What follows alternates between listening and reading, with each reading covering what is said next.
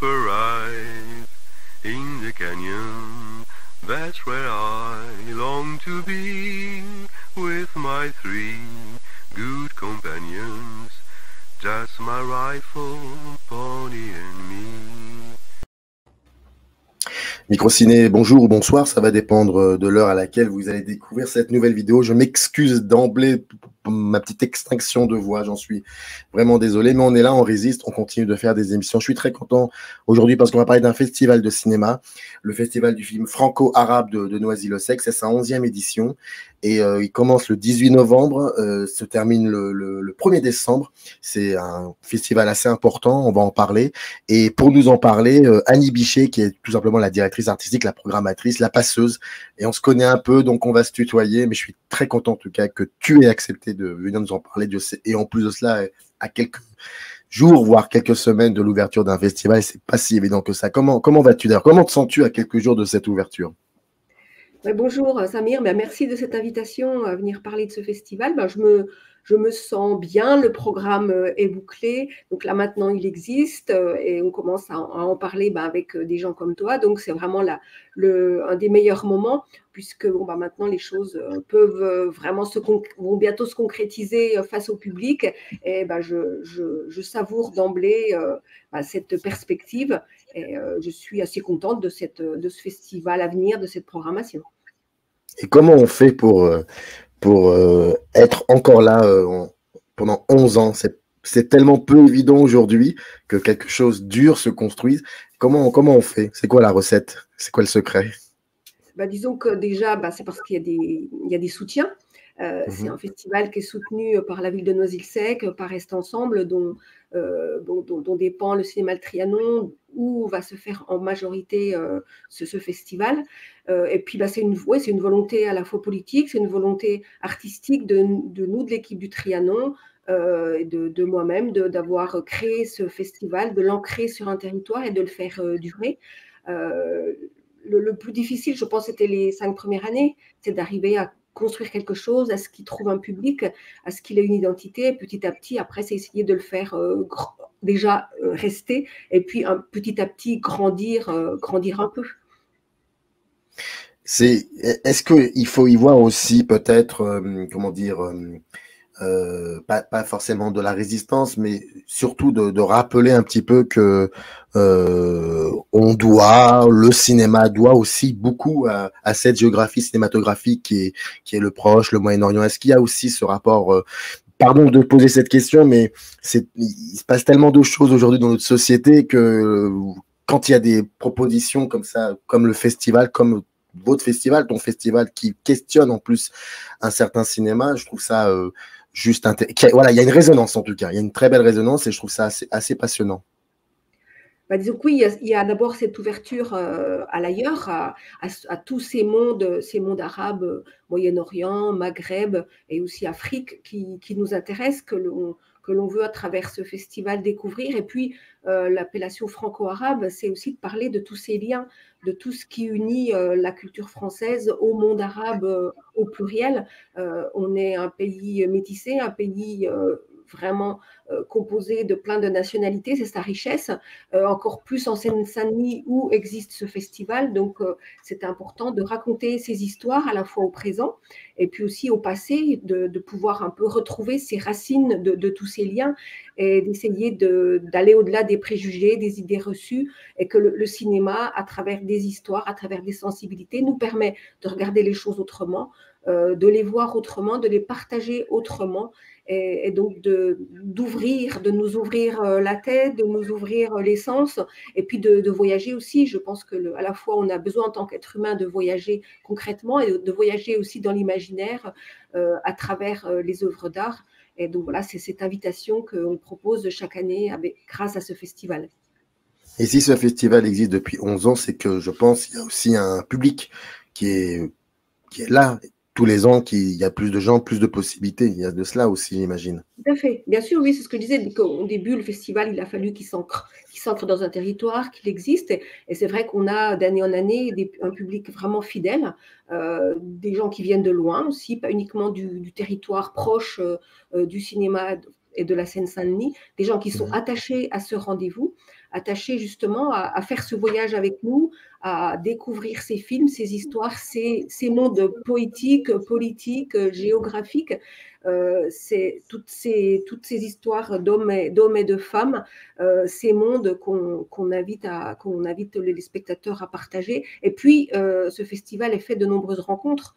Les gens sont avides, sont vraiment friands de tous les débats, de pouvoir parler des films avec les réalisateurs, avec les comédiens. C'est vraiment pour eux un moment fort, un moment à la fois festif et un moment humain, un moment vraiment pour eux qui importe dans leur vie d'individus et puis de cinéphiles.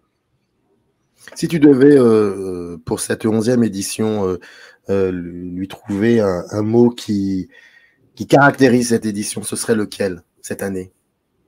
Ah, c'est une grande question. C'est une grande question. Qu'est-ce que je dirais? Peut-être que c'est une édition qui montre une certaine maturité d'un certain cinéma, de certains cinémas arabes, à la fois maturité de la présence de plus en plus importante de cinéastes femmes. Les printemps arabes ont permis cette apparition et qui n'a cessé de se concrétiser d'année en année et que l'on voit apparaître là avec, par exemple, la présence de notre marraine Erich Seiri, qui est cette cinéaste franco-tunisienne. Donc, c'est une maturité de ces cinémas-là, maturité dans le sens aussi où les cinémas arabes aussi ont envie d'échapper à un enfermement soit sociopolitique. Ils peuvent s'amuser à aborder des genres, à pouvoir raconter leurs histoires de la façon dont ils veulent les raconter, pas se sentir obligés d'être des témoins d'eux. Enfin oui, tu vois ce que je veux dire, d'être dans quelque chose qui peut les enfermer. Et je trouve ça beau justement dans la programmation, on va pouvoir voir des films qui vont aller vers le fantastique ou qui vont se balader du côté du cinéma épique ou partir du social pour aller ailleurs. Ou raconter des histoires qui vont raconter quelque chose de leur pays, mais dans des formes ouvertes, dans des formes vraiment beaucoup plus libres. Et je trouve ça vraiment très, très beau et très fort que ces cinéastes-là, justement, peuvent se permettre ça parce qu'ils sont aidés, ils sont appuyés par des producteurs d'ici et de là-bas.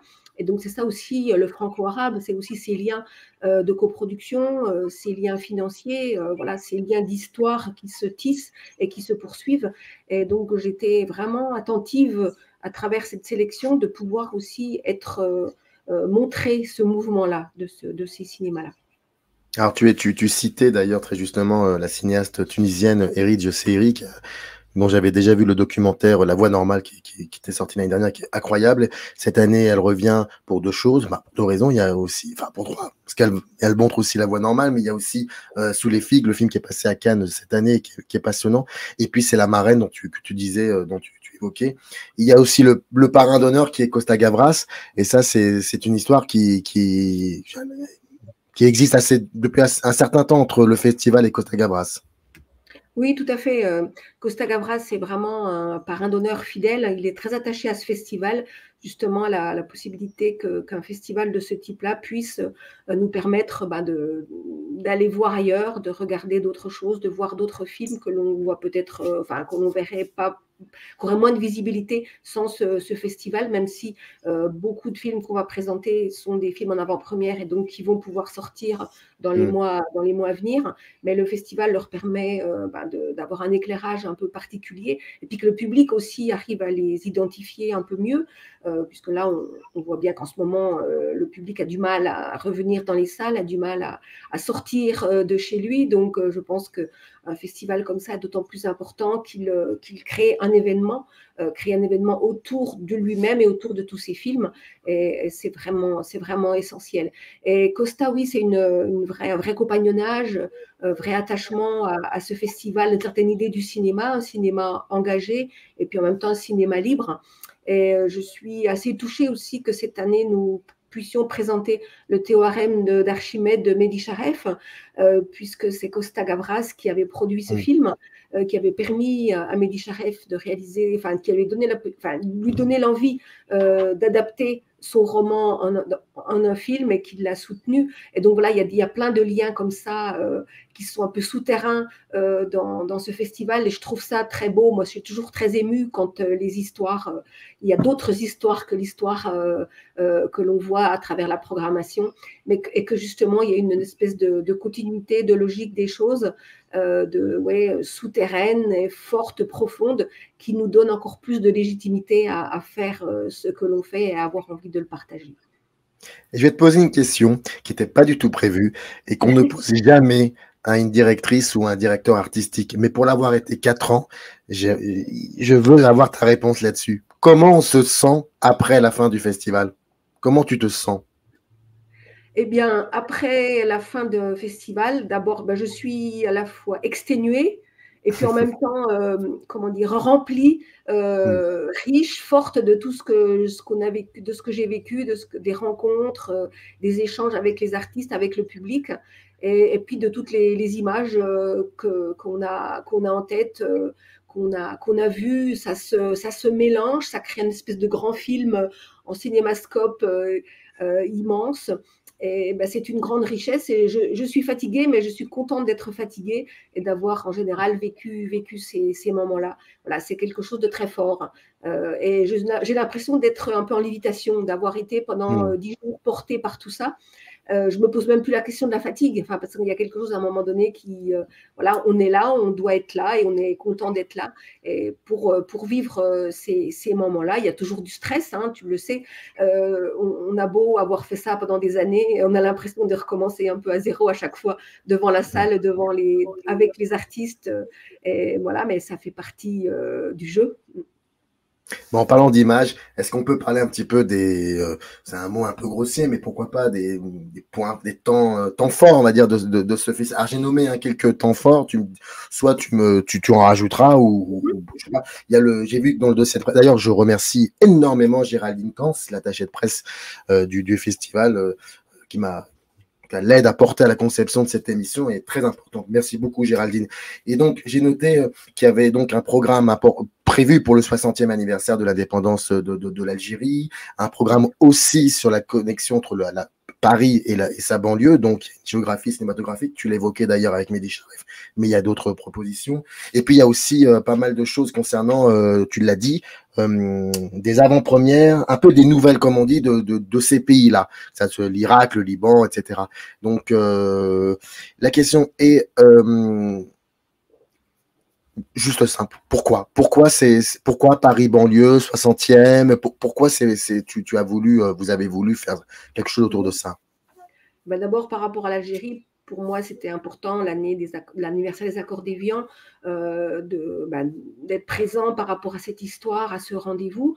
Je tenais à ce que le festival témoigne de ça, de cette histoire, qu'on continue à travers le festival à raconter cette histoire à travers des films.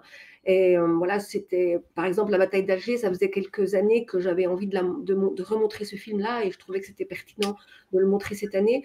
Et j'ai proposé cette année de montrer à la fois donc Les Oliviers de la Justice, qui est un film de 62 justement, de James Blue, qui parle d'avant, de l'attachement des Français, de la France à ce pays, un attachement intime, profond, et puis en même temps que de cet attachement, il y a toute l'histoire du colonialisme qui est là-dedans, même s'il y a quelque chose d'affectif, de profond, de sincère, et que ce film-là raconte déjà préfigure déjà ce qui va arriver, voilà. Et donc je trouve qu'il le fait avec beaucoup de poésie, beaucoup de sincérité, beaucoup de force. C'est un film que je ne connaissais pas, que j'ai découvert là il y a quelques mois, puisqu'il a fait l'objet d'une réédition, et je trouvais bien de l'accoler à la bataille d'Alger, qui est un film monumental, qui est un film majeur pour le cinéma, pour ce qu'il raconte de la guerre d'Algérie, un film qui a été fait plus tardivement, mais qui repart des événements d'avant la libération, et qui est un film somme, un film incroyable, et à chaque fois que je le vois, ben, j'ai l'impression que je le vois pour la première fois parce qu'il il a une force exceptionnelle. Et puis donc, on accompagnera ces deux films de la présence d'historiens, de spécialistes qui vont pouvoir nous permettre de mieux voir, ressentir les films. Et puis de regarder aussi cette histoire-là avec un regard d'aujourd'hui, avec la présence du film de Philippe Faucon, Les Harkis, qui vient de sortir, et que donc on va inviter Philippe Faucon à venir présenter le film. Et je trouve que la question des Harkis est une question toujours brûlante, qu'on a en France eu toujours du mal à regarder un peu en face, à affronter cette question-là. Et je trouve que Philippe Faucon, comme d'habitude, dès qu'il aborde un sujet, il le fait d'une façon tellement belle, tellement fine, tellement élégante, tellement profonde que voilà, ça se suffit presque à soi, quoi. Dire, c'est quelque chose de vraiment très très beau. Donc voilà. Et puis après, bien sûr, l'Algérie sera présente à travers des films plus contemporains. Et voilà, je trouvais bien de raconter cette histoire de cette façon-là, sachant que chaque année, je ressens, chaque année, c'est la même histoire, c'est-à-dire que les liens entre l'Algérie et la France sont des liens d'une force, d'une profondeur énorme, et qu'on le ressent à travers les réactions des spectateurs, à travers la présence des spectateurs qui sont attachés à ce qu'on raconte cette histoire-là, à ce qu'on la partage, à ce qu'on la vive ensemble dans une salle de cinéma, à travers hier et aujourd'hui. Et donc, voilà, pour moi, c'est toujours quelque chose d'essentiel de continuer à raconter cette histoire et de la raconter en dehors des caricatures, de pouvoir aussi regarder les choses un peu en face, de ne pas se voiler la face, et puis en même temps d'essayer de dépasser et d'être adulte par rapport à cette histoire. Après, il y a les liens avec entre le festival et la Jordanie, qui est un lien depuis le début, puisque le festival du cinéma franco-arabe existe en Jordanie, à Amman, depuis plus de 25 ans. C'est notre grand frère, et que c'est parce qu'il existe là-bas que nous existons, puisque c'est leur sollicitation. Ils ont souhaité qu'il y ait un écho de cette ligne éditoriale en France qui paraissait vraiment évident, logique, mais qui n'existait pas. Et donc de raconter chaque année, d'inviter chaque année un ou une cinéaste jordanienne à venir présenter son film. Cette année, c'est Darin Salam avec Farah, qui est un film, un premier long métrage vraiment d'une force magnifique, vous allez voir vraiment. Et c'est une belle histoire avec Darin, puisque on avait déjà montré ses courts-métrages, puisque elle avait gagné à la compétition de court-métrage d'Amman, et donc nous programmons les films primés à Amman l'année suivante. Donc on avait déjà présenté son court-métrage Dark Outside, et puis on a programmé ensuite un autre de ses courts-métrages. Et donc, l'inviter à présenter son premier long-métrage, pareil, ça fait partie des fils que l'on essaie de garder, de tenir et de construire d'année en année entre les cinéastes, entre les pays, qu'il y a une histoire qui se constitue aussi à travers toutes ces éditions, que chaque année, on ne démarre pas de zéro, quoi, qu'il y a quelque chose d'important qui se continue, qui se perpétue. Et puis, après, par rapport à toutes les autres cinématographies, par exemple, je suis très heureuse de pouvoir présenter le film irakien de Messoun Papachi, Notre fleuve, notre ciel. C'est un film, c'est un inédit, c'est un film qui n'a pas encore de distributeur pour la France. J'espère qu'il en aura un dans les mois qui viennent. Rien n'est moins sûr parce que c'est tellement difficile maintenant de sortir les films. Mais pour moi, ça fait partie des coups de cœur, c'est-à-dire que des films qui essaient, à partir d'histoires très simples, très, très ténues, qu'un film puisse reconstituer, recréer presque un pays en ruine, un pays qui est encore en guerre, et que le cinéma, qu'un film permette à travers plusieurs personnages, de recréer quelque chose d'un réseau, de liens, d'un tissu social, d'un tissu humain entre des personnages à travers ce film un peu kaléidoscopique, et qui le fait avec beaucoup d'humanité, avec beaucoup de simplicité, beaucoup d'humour aussi, de délicatesse, de poésie. Et voilà, on a l'impression que quelque chose existe après ce film, voilà, qu'on n'est plus dans la ruine, mais qu'on est dans quelque chose qui s'est reconstruit à travers juste quelques images qu'on a partagées ensemble. Et je trouve ça très émouvant, très touchant. C'est pas beaucoup, mais en même temps, c'est tout, quoi. C'est l'essentiel. Et que voilà, pour moi, le cinéma, c'est aussi ça. Et donc voilà, donc il y a des histoires comme ça. Il y a c'est vrai, le très beau film Alam de Frida Skoury, qui est un film palestinien, mais pareil, qui va raconter la Palestine d'aujourd'hui à travers la jeunesse, d'une manière aussi différente de ce qu'ont pu faire d'autres cinéastes plus anciens, avec plus d'espièglerie, plus de légèreté, plus voilà. Mais en même temps, il parle de la Palestine, il parle de ce qu'ils vivent, mais autrement.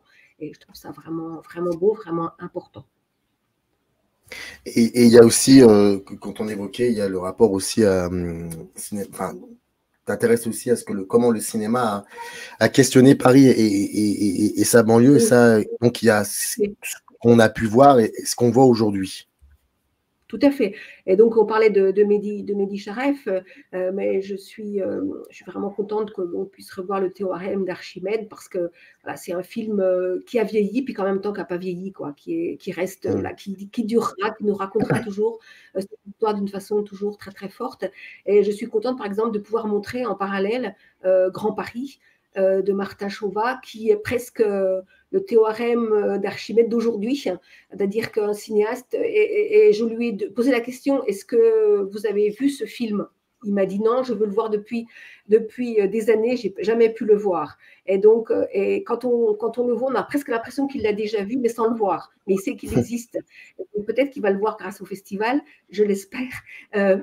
Mais donc là, c'est quelqu'un qui va raconter la banlieue autrement, d'une manière fantastique, d'une manière imaginaire, et avec en même temps toutes ces, comment dire, toutes les difficultés de la banlieue, mais racontées autrement, racontées avec beaucoup d'humour, avec une forme de légèreté, avec une forme de dans une déambulation, dans un voyage, et qui va aussi complètement réinventer les rapports, même enfin, le rapport amical, le rapport amoureux, et raconté d'une manière vraiment très belle, très fine, et aussi des fois un peu maladroite, mais c'est assumé, c'est raconté, et voilà, et on n'est pas obligatoirement des êtres parfaits, on est ce qu'on est, mais on est là, et puis on essaie de vivre ici, et puis en même temps de pouvoir se rêver ce monde, rêver cette banlieue, et de la regarder, de la faire et de la partager autrement avec des spectateurs. Et voilà, pour moi c'est important, ce que j'ai tout à l'heure, sortir des préjugés. C'est pas non plus des films bisounours, ils ne sont pas en train de nous emberlificoter dans des choses qui n'existent pas, mais voilà, ils enlèvent, on est au-delà des préjugés, au-delà des clichés. Et c'est pour moi le cinéma, l'art se situe là. Il regarde ailleurs, il regarde au-delà de tout ça pour nous raconter des choses autrement. Et tous les horaires et de programmation de tous les films, bien évidemment, vous trouvez tout dans le descriptif de cette vidéo. Voilà, toutes les informations sont dans le descriptif de cette vidéo. Le Festival du film franco-arabe de Noisy-le-Sec, c'est sa 11e édition, c'est du 18 novembre au 1er décembre. Annie Bichet, donc programmatrice, directrice artistique de ce festival, était venue nous en parler. C'était en tout cas un plaisir. Il y a pas mal de choses et je vous invite absolument à y aller. Et il faut savoir que sur Microciné, il y aura d'autres interviews avec quelques auteurs et autrices de certains des films qu'on a un peu évoqués d'ailleurs et qui vont être programmés pendant le festival. Bon courage, merci à toi. En tout cas, c'était un plaisir. Je t'en prie. Dire qu'il y avait une séance à Lima, comme d'habitude, à l'Institut du monde arabe. Et puis cette année, c'est la première année où le festival va sortir du Trianon pour aller dans d'autres cinémas d'Est ensemble, le Méliès de Montreuil, le Ciné 104 à Pantin et le Cinoche à Bagnolet, et puis le Ciné Nomade de Bobigny. Donc c'est important aussi. On reste dans notre territoire, mais on sort des jolis murs du Trianon, et c'est important. Merci beaucoup, Samir, pour cette émission, de couvrir ce festival comme tu vas le faire. Merci vraiment. Merci à toi, Annie. À très vite. Générique. À bientôt. In the canyon, that's where I long to be, with my 3 good companions.